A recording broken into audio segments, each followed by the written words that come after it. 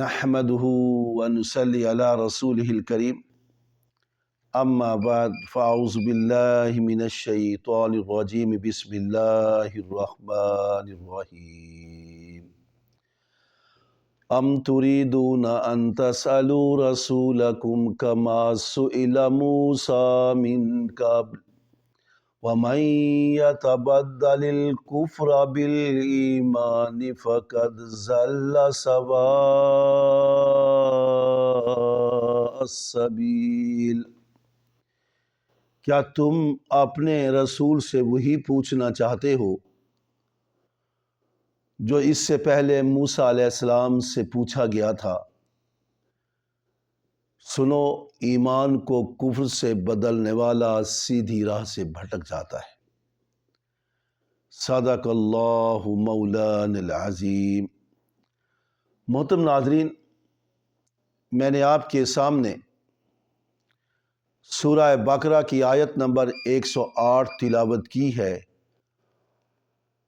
اور جس کا اردو با محاورہ ترجمہ بھی میں نے آپ کے سامنے گوش گزار کیا ہے۔ اس آیت کریمہ میں اللہ تعالیٰ ایمان والوں کو روکتے ہوئے فرماتے ہیں کہ کسی واقعہ کے ہونے سے پہلے میرے نبی سے بکثرت سوال نہ کیا کرو، فضول سوال نہ کیا کرو۔ کثرت سوال حجت بازی کے مترادف ہے، جیسا کہ اللہ رب العزت نے ایک اور جگہ ارشاد فرمایا سورہ المائدہ آیت نمبر 101 میں، یا ایہا الذین آمنوا لا تسألوا عن اشیاء ان تبد لکم تسؤکم وَإِن تَسْأَلُوا عَنْهَا حِينَ يُنَزَّلُ الْقُرْآنُ تُبْدَ لَكُمْ عَفَا اللَّهُ عَنْهَا وَاللَّهُ غَفُورٌ حَلِيمٌ۔ ایمان والوں، ان چیزوں کا سوال نہ کیا کرو جو اگر ظاہر کر دی جائیں تو تمہیں برا لگے گا،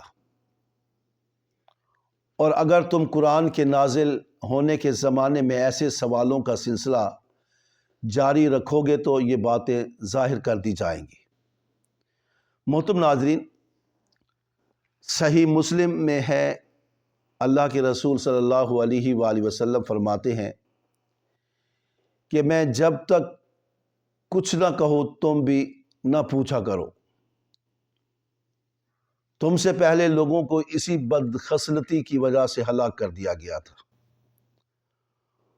وہ بکثرت سوال کیا کرتے تھے اور اپنے نبیوں کے سامنے اختلافات کیا کرتے تھے۔ جب میں تمہیں کسی کام کا حکم دوں تو اپنی طاقت کے مطابق اسے بجا لایا کرو، اور اگر میں کسی کام سے منع کر دوں تو اس سے رک جایا کرو۔ آپ نے اس وقت فرمایا تھا کہ جب لوگوں کو خبر دی کہ اللہ تبارک و تعالیٰ نے تم پر حج فرض کیا ہے تو کسی نے کہا، یا رسول اللہ صلی اللہ علیہ وآلہ وسلم، ہر سال حج فرض ہوگا؟ آپ خاموش رہے۔ اس نے دوبارہ پوچھا، پھر تیسری دفعہ پوچھا کہ یا رسول اللہ، ہر سال حج فرض ہے؟ آپ نے فرمایا ہر سال نہیں، لیکن اگر میں ہاں کہہ دیتا تو پھر ہر سال فرض ہو جاتا، اور پھر تم کبھی بھی اس حکم کو بجا نہ لا سکتے تھے۔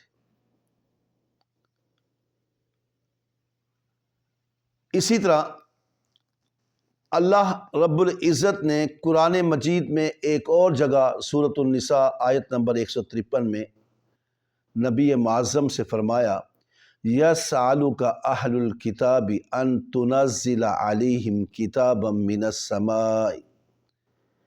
اہل کتاب تجھ سے سوال کرتے ہیں کہ ان پر کوئی آسمانی کتاب اتارے۔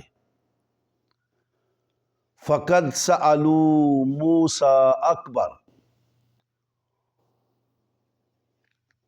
اے نبی معظم، انہوں نے حضرت موسیٰ علیہ السلام سے اس سے بھی بڑا سوال کیا تھا۔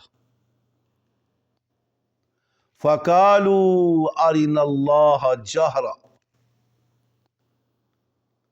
کہ اللہ کو ہم اپنی آنکھوں سے دیکھنا چاہتے ہیں۔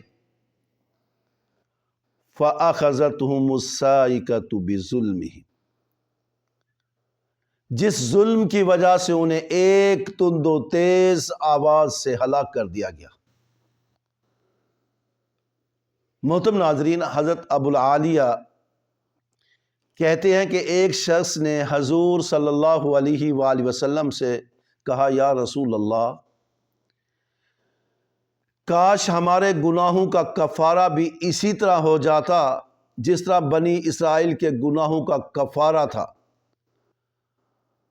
آپ صلی اللہ علیہ وآلہ وسلم نے سنتے ہی 3 دفعہ جناب باری تعالیٰ میں عرض کی کہ نہیں الہ نہیں، 3 دفعہ کہا۔ آپ نے فرمایا ہم یہ نہیں چاہتے، پھر فرمایا سنو، بنی اسرائیل میں سے جہاں کوئی گناہ کرتا اس کے دروازے پر قدرتاً لکھا ہوا پایا جاتا اور ساتھ ہی اس کا کفارہ بھی لکھا ہوا ہوتا تھا۔ اب یا تو دنیا کی رسوائی کو منظور کر کے کفارہ ادا کر دے اور اپنے پوشیدہ گناہوں کو ظاہر کرے، یا کفارہ نہ دے اور آخرت کی رسوائی منظور کرے۔ لیکن تم سے اللہ تعالیٰ نے فرما دیا، وَمَن يَعْمَلْ سُوءًا أَوْ يَظْلِمْ نَفْسَهُ ثُمَّ يَسْتَغْفِرِ اللَّهَ يَجِدِ اللَّهَ غَفُورًا رَحِيمًا، یعنی جس سے کوئی برا کام سرزد ہو جائے، وہ اپنی جان پر ظلم کر بیٹھے، پھر استغفار کرے تو وہ اللہ کو بہت بڑا بخشش والا اور مہربانی کرنے والا پائے گا۔ محترم ناظرین، اسی طرح ایک نماز دوسری نماز تک گناہوں کا کفارہ ہو جاتی ہے، پھر ایک جمعہ دوسرے جمعہ تک گناہوں کا کفارہ ہو جاتا ہے۔